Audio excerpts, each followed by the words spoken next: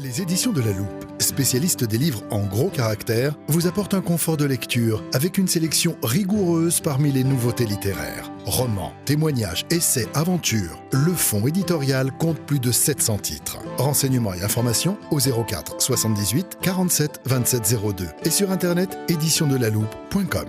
Les éditions de La Loupe vous proposent l'émission Nous avons lu pour vous. Bonjour chers amis auditeurs.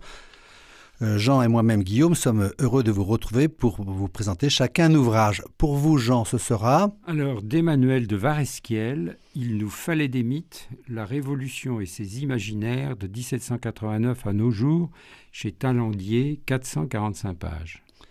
Et pour moi-même, Intérieure nuit de Nicolas de Morand, édition Les Arènes, 105 pages, 18 €. Alors, Emmanuel de Varesquiel est un historien connu, prolixe, souvent primé. Son œuvre couvre la fin du XVIIIe siècle, la Révolution et l'Empire, la Restauration, pour l'essentiel.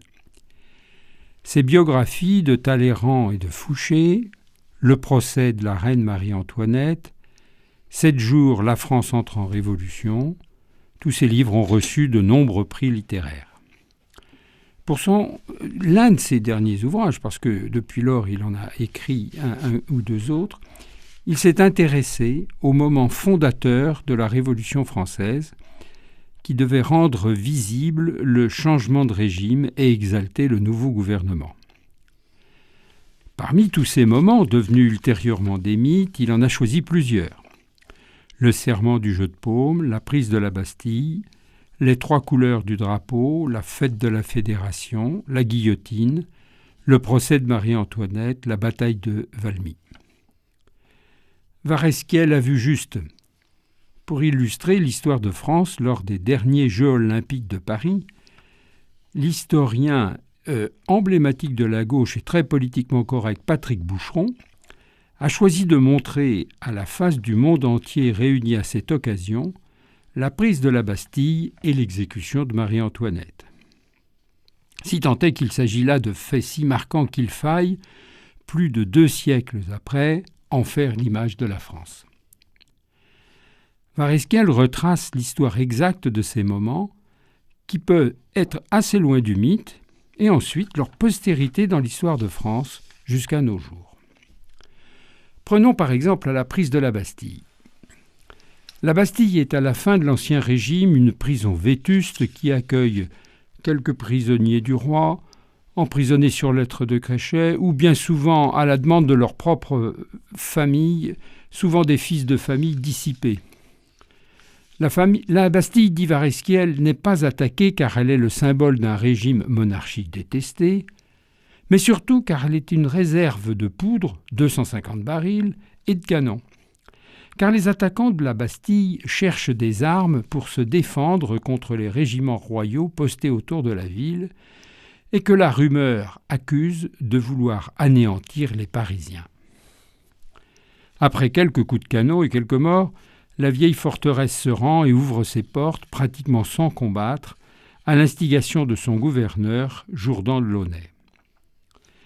Celui-ci, ainsi que son état-major, est aussitôt arrêté, exécuté en place de Grève et sa tête promenée au bout d'une pique. Mais ce n'est pas ce souvenir que va retenir l'histoire. On le sait, l'histoire est écrite par les vainqueurs et ce n'est pas le récit qui va subsister. Varesquiel indique que dans les jours qui suivent le 14 juillet, date de la prise de la Bastille, le récit va muter pour devenir une sorte d'idéal type de victoire totale sur le despotisme et sur les ordres privilégiés. La prise de la Bastille est non seulement une victoire politique, mais aussi une victoire sociale. Varesquiel écrit « Désormais, le peuple est rentré en masse sur la grande scène de la Révolution. La Révolution, faite au nom de la nation, sera faite désormais au nom du peuple, et la violence va pouvoir s'exercer légitimement. » Quelques mois après, la Bastille est devenue l'antre fameux du despotisme et sa prise est le triomphe de la liberté. La construction est aussitôt démolie par l'entrepreneur palois, qui d'ailleurs va y faire fortune, Et on fera de multiples petites bastilles envoyées par les sans-culottes dans tous les nouveaux départements en guise de catéchisme républicain à la gloire de la liberté. La fête de la Fédération, fête de la Concorde universelle, est célébrée le 14 juillet 1790, premier anniversaire de la prise de la Bastille. Les images de la prise de la Bastille se sont multipliées et ceux qui peuvent dire « j'en étais » sont considérés comme de valeureux anciens combattants. De nombreux projets d'aménagement de la nouvelle place vont se succéder sous la Révolution, sous l'Empire et sous la Restauration, jusqu'à l'édification du monument actuel célébrant la Révolution de février 1848. En 1874, Victor Hugo, devenu alors l'icône de la République, parlera de la prise de la Bastille comme la fin du supplice des peuples. Jean Jaurès dira que c'était la geôle de l'humanité tout entière. Les manuels d'histoire de la Troisième République jusqu'à nos jours en font un événement décisif de l'effondrement du pouvoir absolu et de l'Ancien Régime. Elle est instituée fête nationale par la loi du 6 juillet 1880. C'est alors la fête de la nation tout entière. Le mythe est en place et la puissance symbolique du lieu est toujours considérable, symbole de contestation et d'opposition, toujours renouvelée et toujours mouvante.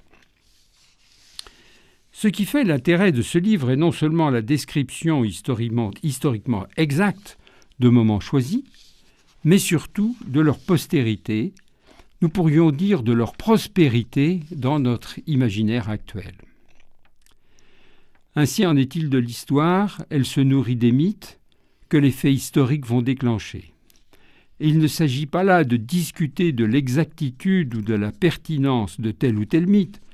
Au XIXe siècle, le mot mythe a pris plus que le sens d'une construction de l'esprit sans relation avec la réalité, celui de la représentation idéalisée d'un état passé de l'humanité. C'est bien dans ce sens que les mythes de la Révolution française continuent de nous gouverner. Napoléon avait dit « Nous avons fermé le roman de la Révolution, nous allons en commencer l'histoire ». C'était probablement une erreur. Varesquiel nous montre aujourd'hui que le roman de la Révolution est toujours ouvert. Il nous fallait des mythes, Emmanuel de Varesquiel, La Révolution et ses imaginaires de 1789 à nos jours. Merci beaucoup Jean. Je vous présente donc à mon tour Intérieure nuit de Nicolas Demorand. Peut-on faire confiance à un journaliste malade mental ? Cette question, Nicolas Demorand se l'est posée des mois durant avant de publier Intérieure nuit, un essai intime dans lequel il révèle être atteint de bipolarité. Cet ouvrage, qui vient de paraître en mars dernier, a rencontré un écho massif. Nicolas Demorand anime depuis 2017 avec Léa Salamé la tranche matinale d'information du 7-10 de France Inter, l'émission la plus écoutée en France chaque jour par des millions d'auditeurs. C'est un métier aussi passionnant qu'éprouvant qui réclame non seulement des performances intellectuelles très brillantes, mais aussi une résistance physique hors du commun. Il décrit ainsi son emploi du temps depuis des lustres. Réveil à 3h20, 3h35, café puis douche. Et ensuite, toujours les mêmes fringues pour éviter de perdre du temps et les choisir. Départ en taxi vers la radio à 4h05, lecture de la presse finie à 5h10, puis travail avec son équipe de rédacteurs en chef et présentateurs. Matinale de 7 à 10h, débriefing, retour à domicile pour une courte sieste et préparation en fin d'après-midi de la journée du lendemain. Aussi, personne n'aurait pu imaginer qu'un chroniqueur aussi performant puisse commencer sa biographie par ces mots crus « Je suis un malade mental », avant d'ajouter « Il m'est difficile de dire depuis combien de temps, 20 ans, peut-être 30 ans, depuis qu'un diagnostic a été posé. J'avale tous les jours une grande quantité de médicaments. Je vais 2 à 4 fois par mois dans un hôpital psychiatrique, l'hôpital Sainte-Anne, où l'on me surveille comme le lait sur le feu. Je suis bipolaire, pour employer le mot précis, qui a remplacé maniaco-dépressif. Mon humeur varie entre de longues phases dépressives et d'autres, maniaques ou hypomaniaques, infiniment plus courtes, où je déborde d'une énergie malsaine qui me carbonise le cerveau. Dans les moments de stabilité, j'attends avec inquiétude que l'une ou l'autre de ces phases se manifeste. Il est malade mental, il a donc appris le silence, la dissimulation, le mensonge. Il se tait et rase les murs. Et parfois il donne le change et fait belle figure alors qu'il a envie de mourir. Et il explique, je le cite, « Car je suis malade mental dans un monde qui ne sait pas ce qu'est la maladie mentale, qui pense d'ailleurs que ce n'est pas vraiment une maladie. Tout ce qui a trait au corps est perçu, et c'est un réel progrès comme des épisodes douloureux ou tragiques qui méritent le soin et le souci. La maladie mentale, elle, reste prise dans un nuage de mépris, de déni et de morale. Bouge-toi, arrête de te regarder le nombril. Pourquoi tu vas mal alors que tu as un super job? Allez, un peu de volonté. » Et il conclut sa description en précisant « Mais il reste que je ne suis un malade mental et que je ne suis pas seul. » Car effectivement, les bipolaires sont nombreux, et beaucoup plus qu'on ne l'imagine de prime abord, même si le recensement reste encore flou. On estime leur nombre en France entre 800 000 et 2 millions. De manière plus générale, nos compatriotes ayant une santé mentale dégradée doivent être plus de 10 millions. Ces maladies impactent donc un nombre considérable de personnes, auxquelles il faut bien entendu ajouter toutes celles qui constituent leur entourage proche. Nicolas Demorand commente ainsi son errance diagnostique. Pendant de très nombreuses années, il a cru être simplement dépressif. C'est d'ailleurs ainsi qu'on le traite. Il consulte des dizaines de psychologues, des dizaines de médecins généralistes, dont il dresse pour certains des portraits hallucinants et cocasses. Il reçoit des antidépresseurs, enchaîne les phases de soulagement suivies de chutes brutales comme un yo-yo. Le diagnostic n'arrivera que plus tard, beaucoup plus tard. 10 à 15 ans d'errance, c'est la moyenne, déplore-t-il. Côté médicaments, il sera sauvé par la prise de lithium. Mon psychiatre, écrit-il, ne cessait de parler de ce médicament comme du gold standard pour me soigner.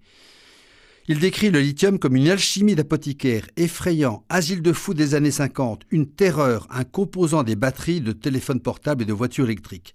En définitive, le lithium est devenu la clé de voûte de son traitement. Son efficacité a été spectaculaire. Côté traitement de la bipolarité, il a découvert le rôle absolument crucial de la thérapie comportementale et cognitive, la TTC en abréviation. Celle-ci lui apprend à vivre avec la bipolarité.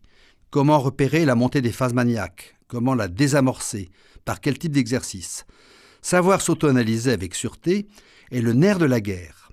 Bien sûr, l'idée de publier un témoignage aussi intime ne s'est pas faite sans crainte. Nicolas confesse avoir eu peur que sa parole personnelle entame sa légitimité professionnelle. Peut-on faire confiance à un journaliste qui est un malade mental? C'est une vraie question. Le journaliste est censé ne pas vaciller, souligne-t-il. Mais il s'étonne et se réjouit finalement de l'absence de rejet. Il reconnaît toutefois que sa situation reste privilégiée et qu'il a eu la chance d'être épaulé, notamment par ses confrères et consoeurs journalistes. Tous les contextes professionnels ne le permettent pas. Parmi les témoignages reçus par Nicolas Demorand après l'apparition de son livre, certains évoquent la difficulté, voire l'impossibilité de parler en entreprise. Une personne lui écrit « J'ai pleuré en vous lisant, mais j'ai aussi pleuré de dépit, parce que moi, je ne peux pas dire ce que je vis. » Mais il y a aussi beaucoup de lecteurs qui lui disent « Merci d'avoir osé briser le tabou qui entoure les maladies mentales, un tabou encore très puissant en France. » Voilà qui doit le conforter dans ce qu'il a entrepris, lui qui a écrit dans Intérieur Nuit « Mon exemple montre simplement qu'il est possible de porter de lourdes responsabilités en étant malade. J'ai un rêve qu'une révolution du regard portée sur ces pathologies aide mes nombreux amis de maladies à avoir une vie sociale et professionnelle débarrassée de la honte et de la culpabilité. Accordez-nous au moins la banalité. » Je termine mon propos en reprenant les dernières lignes de Nicolas Demorand dans Intérieur Nuit car elles expliquent bien le titre de son ouvrage. Il écrit « Le gris et la grisaille ne sont pas les teintes les plus joyeuses du spectre. Malgré mes sauts d'humeur, mes agacements, mes impatiences, j'ai fini par admettre que le réel se peignait dans ces tonalités. Déprimant, souvent. Mais il ne tient qu'à moi, soigné toujours, apaisé parfois, de contempler ce paysage monochrome et déceler des couleurs vives dans la vie abîmée. Un livre court et aisé à lire pour mieux comprendre et épauler ceux qui, auprès de nous, souffrent psychiquement. Un livre qu'on peut aussi leur offrir, car il pourra leur apporter le réconfort et l'espérance. Alors, Emmanuel de Varesquiel, Il nous fallait des mythes, la Révolution et ses imaginaires de 1789 à nos jours, édité chez Talandier. Intérieur Nuit de Nicolas Demorand, édition Les Arènes, 105 pages, 18 €, un livre à lire pour mieux comprendre ceux qui, auprès de nous, souffrent psychiquement. Un livre qu'on peut aussi leur offrir car il pourra leur apporter le réconfort et l'espérance. Les éditions de La Loupe vous ont présenté « Nous avons lu pour vous ».